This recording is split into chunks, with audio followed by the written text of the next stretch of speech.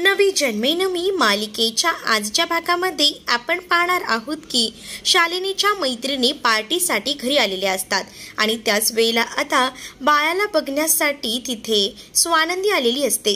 स्वानंदी आता आपल्या बाळावर हक्क दाखवत असते। त्यावर पार्टीत आलेल्या मैत्रिणी शालिनीला म्हणत असतात, काय ग शालिनी, तू तर म्हणाली होतीस की ह्या जो मुलगा आहे अर्जुन तो तर तुझ्या संचिताचा आहे, म्हणजे तुझ्या सुनेचा, मग ही स्वानंदी कशाला त्याच्यावर हक्क दाखवायला आली आहे तुझ्या नातवावर। त्यावर मात्र आता या सगळ्यामध्ये शालिनीला काय बोलावं समजत नाही। शालिनी मात्र आता म्हणत असते की हिची ही सवयच आहे माझ्या नातवावर हक्क दाखवायची, माझ्या नातवाला आपलंसं मानण्याची।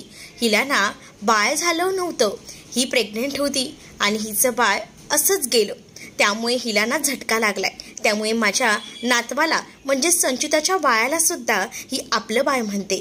त्यावर मात्र आता स्वानंदी त्या बायकांना हे माझंच बाळ आहे आणि ते माझ्यापासून लांब आहे म्हणून किती रडतंय ते बघा, तुम्ही लोक असं का बघत राहिलात, तुम्ही सगळीजण माझी हेल्प करा, असं देखील स्वानंदी आता शालिनीच्या मैत्रिणीला म्हणत असते। शालिनीची मैत्रीण मात्र आता स्वानंदीला म्हणत असते की तू आत्ताच्या आत्ता इकडनं निघ। तर स्वानंदी आपल्या बाळावर हक्क दाखवत असते। तर आता त्या मैत्रिणी ज्या असतात त्या स्वानंदीला म्हणत असतात की बघ, आम्ही तुझ्यावर विश्वास ठेवू, पण मला सांग की तुझ्याकडे काय पुरावा आहे की हे बाळ तुझंच आहे म्हणून। त्यावर स्वानंदी म्हणत असते, माझं बाळ मी आता त्यांना शांत करून दाखवू शकते, तुम्हाला मी पुरावा देते असं देखील ती म्हणते। तेवढ्यातच सुजित तिथे येतो आणि सुजित आता स्वानंदीला म्हणत असतो की बऱ्या बोलाने इकडनं जा, उगाच तमाशा क्रिएट करू नकोस। त्यावर स्वानंदी आता सुजितवर चिडते आणि सुजितला म्हणत असते की हे बाळ माझं आहे, मला माझं बाळ द्या। त्याचबरोबर आता तिथे आलेल्या बायका आता स्वानंदीकडे बघून बोलत असतात, काय ह्यांची भांडणं चालली आहेत एक बाळासाठी, हे बाळ नक्की कोणाचं आहे काय हे कळतच नाहीये।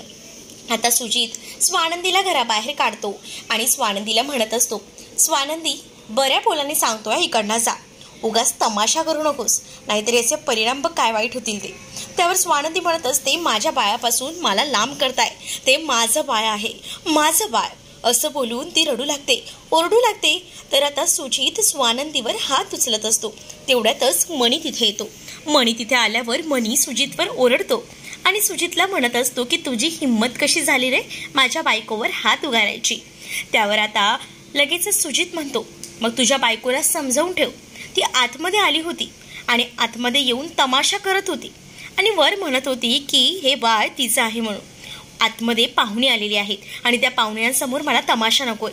तुझ्या बायकोला चांगल्या भाषेत सांगितलं पण ती समजत नव्हती, म्हणूनच मला हे सगळं करावं लागलं। त्यावर मात्र आता स्वानंदी म्हणत असते, माझं बाळ आहे तर मी माझ्या बाळावर हक्क दाखवणारच ना, माझं बाळ बिचारं किती रडतंय आणि मला खूप दया येते त्याची, ते एका दुधासाठी त्या मायेसाठी तो आसुसलेला आहे, पण तुम्ही नाही, तुम्ही सगळीच जण त्याची काळजी घेता असं दाखवताय, पण मला माहिती आहे त्याचे किती हाल होत आहेत। स्वानंदी बोलत असते त्यावर सुजित पुन्हा एकदा स्वानंदीच्या अंगावर हात उचलत असतो। तर आता मणी त्याचा हात धरतो आणि मणी सुजितला म्हणत असतो, तिला हात लावायचा सुद्धा प्रयत्न करायचा नाही, तुला एकदा सांगितलंय ना, माझ्या बायकोकडे हात लावायचं काय बघायचं सुद्धा नाही। त्यावर आता सुजित मणीला सांगत असतो की तुझ्या बायकोला इकडनं जायला सांग। मणी आता स्वानंदीला तिकडनं जायला सांगतो। स्वानंदी मणीच्या सांगण्यावरनं तिकडनं निघून जाते। तर आता सुजित आता मणीला म्हणत असतो की बघ, तुझ्या बायकोला बऱ्या बोलाने समजाव, काही झालं तरी तो माझा मुलगा आहे, मी काही झालं तरी तुम्हाला तो देणार नाहीये आणि उद्या जाऊन जर तू माझ्यावर हात लावायचा जरी प्रयत्न केला असता तर मी बघ तुझ्या बाबतीत काय करीन ते, आणि तुला तर गायबच करून टाकेल, असं देखील सुजित आता बोलू लागतो मणीला। तेवढ्यातच पोलीस तिथे येतात। पोलीस तिथे आल्यानंतर आता मात्र मणी जो असतो तो खूप जास्त घाबरतो। मणी आता पोलिसांकडे पाहत राहतो। तर आता फ्लॅशबॅक मध्येच दाखवलं जातं की ज्या वेळेला स्वानंदीला घेऊन सुजित घराच्या बाहेर पडत होता तेव्हा त्याने शालिनीने इशारा केला होता की तू पोलिसांना बोलव, आणि त्याच वेळेला शालिनीने पोलिसांना कॉल केला होता आणि पोलिसांना सांगितलेलं होतं की स्वानंदी आणि मणी हे आमच्या घरात घुसून आमच्या नातवाला पळवून नेण्याचा प्रयत्न करतायत आणि ही पोलीस स्टेशनमध्ये तक्रार मी शालिनी सरपोतदार आहे असं सांगून ती करते। त्यामुळे पोलीस तातडीने तिथे आलेले असतात। त्याच वेळेला मणीनेच आता सुजितच्या कॉलरवर हात टाकलेला असतो हे पोलिसांनी पाहिलेलं असतं। त्यामुळे पोलीस सुजितच्या बाजूनेच बोलत असतात आणि आता पोलीस मणीला धमकावत असतात आणि म्हणत असतात की तुम्ही काय करताय आहे. त्यावर आता सुजित म्हणत असतो की हे आमच्या घरी येत आहेत, माझ्या बाळाला घेऊन जायचा प्रयत्न करतायत आणि वर ह्यांना समजवतोय तर वरती मला मारायला निघालेत. त्यावर आता स्वानंदीवर ह्यांनी आधी हात उगारलाय असं मनी सांगतो. परंतु पोलीस मनीचं ऐकून न घेता फक्त सुजितचं ऐकतात. सुजित म्हणत असतो की याआधी सुद्धा मी एनसी करायला येणार होतो पण राहून गेलं. पण मला इथून पुढे जरा जरी काही झालं ना तर त्याला सर्वस्वी जबाबदार ना हा माणूस असेल बघा, मनी, असं देखील आता ते बोलू लागतात. सुजितने असं बोलल्यानंतर इकडे मात्र मनीला राग येत असतो. मनीला आता पोलीस धमकावतात आणि तुम्हाला ही शेवटची वॉर्निंग आहे, असं करू नका असं सांगतात. स्वानंदी इथे निघून येते. स्वानंदी आल्यानंतर विचार करत असते, मला मणी सरांनी शपथ दिली होती, मी त्यांचं ऐकायला हवं होतं, बाळाकडे जायला नको होतं. तेवढ्यातच मनी आता टेरेसवर आलेला असतो. मनी टेरेसवर आल्यानंतर स्वानंदी मनीकडे जाते आणि मनीची माफी मागू लागते. मनीला म्हणत असते की सॉरी सर, तुम्ही मला म्हणाला होतात की तुम्ही जाऊ नका म्हणून, पण काय करू, बाळासाठी मला जावं लागलं.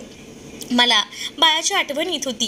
ती लोक म्हणतायत की बाळाची काळजी घेत आहेत ती लोक, परंतु मला माहिती आहेत ना बाळाचे किती हाल होत आहेत. सतत बाळ रडत असतं. त्यांनी बाळाला सांभाळायला बाई ठेवली आहे पण ती काही बाळाची काळजी घेत नाही हे मला दिसतंय ना, म्हणून मला त्रास होत होता, म्हणूनच मी माझ्या बाळाला बघायला गेले होते, असं देखील आता स्वानंदी मणीला म्हणते.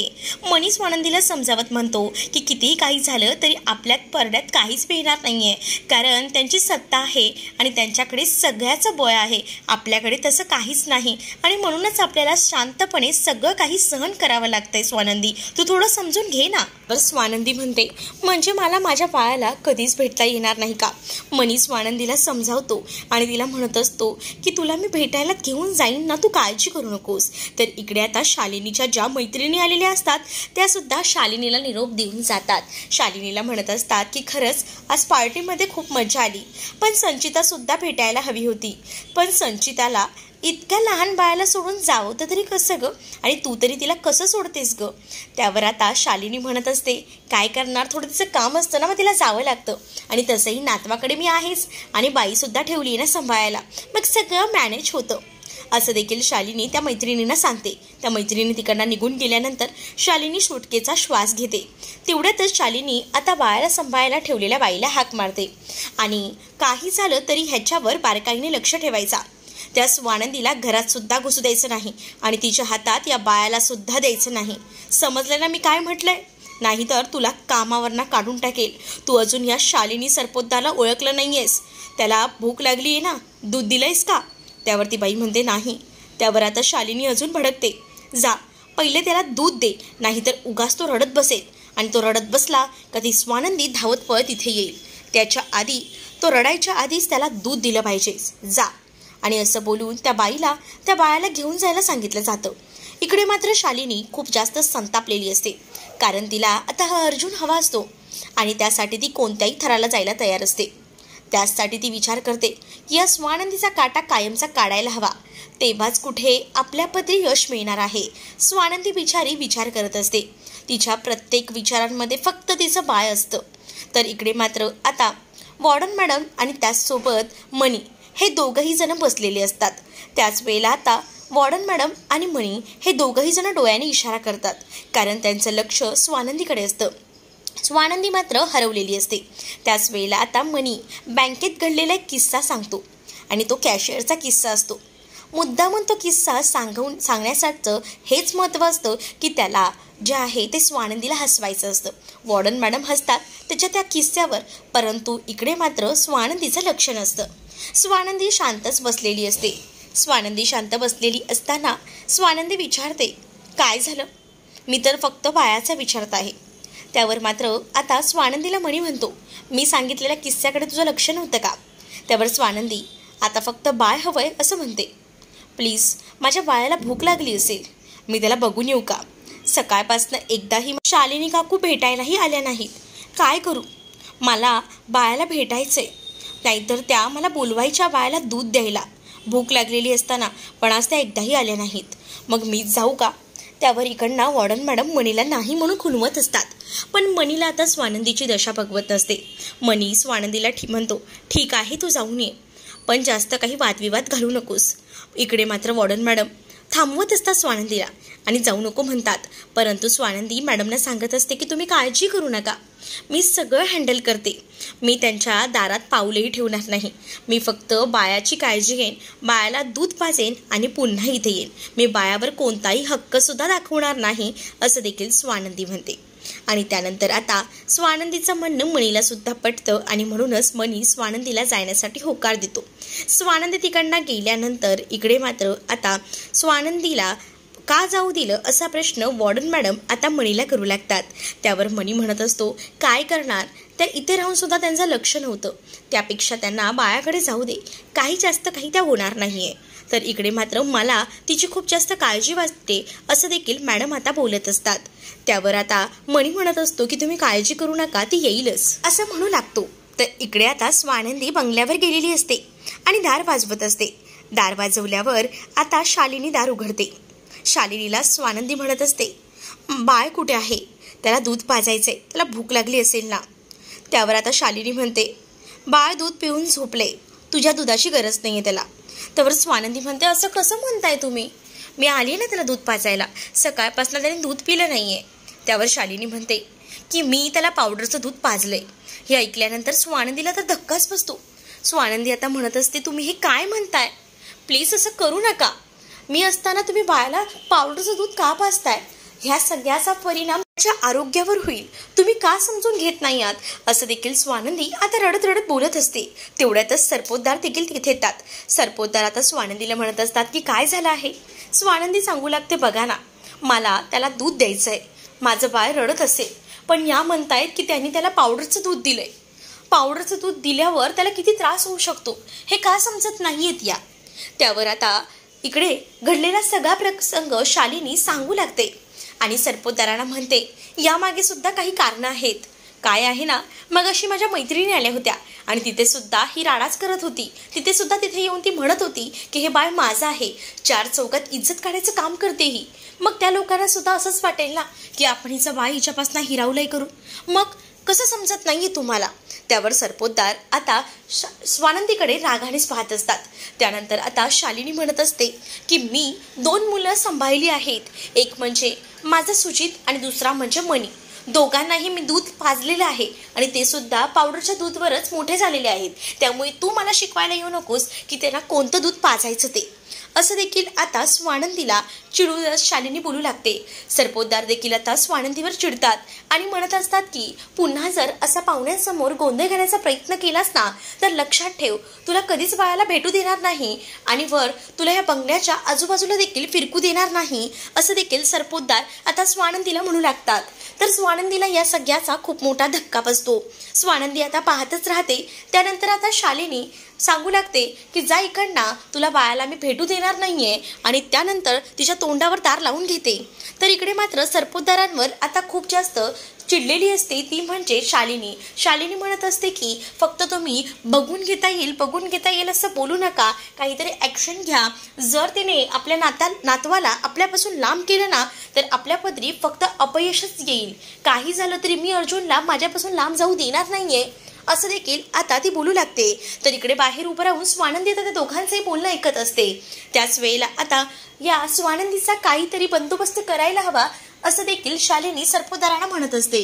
त्यावर सरपोतदार शालिनीला म्हणत असतात की जर काही झालं तरी माझ्या नातवाला माझ्यापासून आणि त्याचबरोबर या घरापासून लांब करायचा जर या स्वानंदीने प्रयत्न केला तर या स्वानंदीचाच आता मला कायमचा बंदोबस्त करावा लागेल, असं देखील आता सरपोतदार बोलत असतात. आणि हे सगळं बाहेर उभं राहून स्वानंदी ऐकत असते. स्वानंदीला हे सगळं ऐकल्यानंतर धक्काच बसतो आणि त्यावरून स्वानंदीला कळतं की आता आपल्याकडे हे काही बाळ आपल्या हाती लागणार नाहीये. त्यामुळे स्वानंदी खूप टेन्शनमध्ये येते आणि ती बोलणं तिथेच उभी राहून ऐकत असते. तर आता सरपोतदारांचं बोलणं ऐकून शालिनीला तर खूप जास्त आनंद झालेला असतो. शालिनीला तिला जे हवं होतं ते मिळालेलं असतं, त्यामुळे ती आता खुशी हसत असते. तर इकडे मात्र स्वानंदीला या सगळ्याचं खूप टेन्शन आलेलं असतं की तिचं बाळ तिच्यापासून लांब जातंय, वर आता तिला या बंगल्याच्या आजूबाजूला देखील फिरू देणार नाहीयेत. तर पुढील भागामध्ये आपल्याला पाहायला मिळतं बाळाला सांभाळायला जी बाई ठेवलेली असते तिच्याकडनं आता बाजूला बाळ ठेवलेलं असतं. तर स्वानंदी तिथे येते आणि स्वानंदी आपल्या बाळाला उचलून घेऊन जात असते. तेवढ्यातच दारू पिऊन आलेला सुजित इकडे तिकडे आता बघत असतो त्यावर स्वानंदी सुजितला बघते आणि खूप जास्त घाबरते। तर आता स्वानंदी तिथे असणाऱ्या एका टेबल जवळ लपून बसते, कारण तिला असं वाटतं की सुजितने आपल्याला पाहिलं तर। परंतु आता स्वानंदी जेव्हा लपून बसते तेव्हा सुजित वर चाललेला असतो। आता स्वानंदी आपलं बाळ तिकडनं पळवून नेण्यामध्ये यशस्वी ठरते का हे येणाऱ्या भागांमध्येच आपल्याला पाहायला मिळेल। तुम्ही जर आपल्या चॅनलवर नवीन असाल तर चॅनलला नक्कीच सबस्क्राईब करा।